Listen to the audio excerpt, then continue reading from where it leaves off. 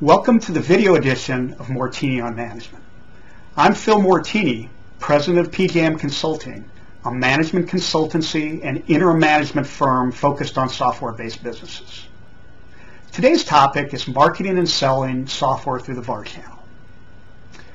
I love selling products through multiple distribution channels. It's a great way to leverage and get a maximum return on your hard-earned IP. In fact, the VAR channel is one of the most important channels to sell B2B software through. It's often considered the holy grail of distribution for many software companies.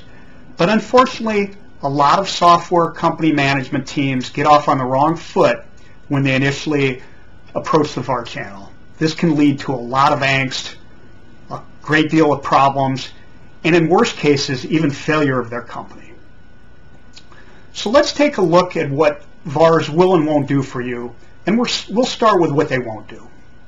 VARs won't create demand for your products. That's the vendor's responsibility. They're not going to spearhead a new marketplace for you, and they won't be motivated solely by high product margins. Well, what will VARs do? Well, first and foremost, they will market and sell very actively their own high margin services. What's in it for me, you say? If your product enables those services, you'll be in great shape with a VAR channel.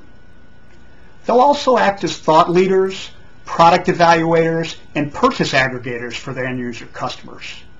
This is a very important role for those customers, and if you're working with that VAR, it can really work for your benefit. They'll also fulfill demand for great products among their existing customer base, and they're very efficient at doing this. And finally, they can serve as an excellent proxy installing, customizing, configuring, and providing first level support for your services. Finally, let's talk about some vendor best practices. The most important thing to remember is no one can sell your product if you can't.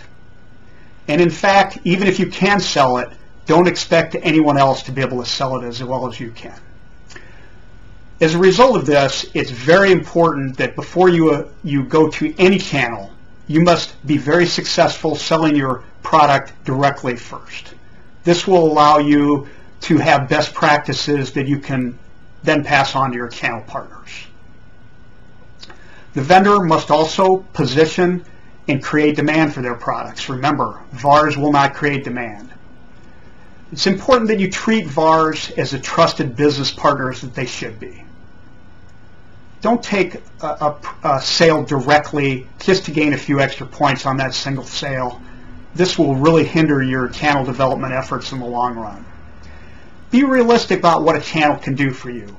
If you don't go in with a realistic attitude, you're set up for failure in the long run. And finally, don't over-distribute your products by signing way too many VARs within a local area.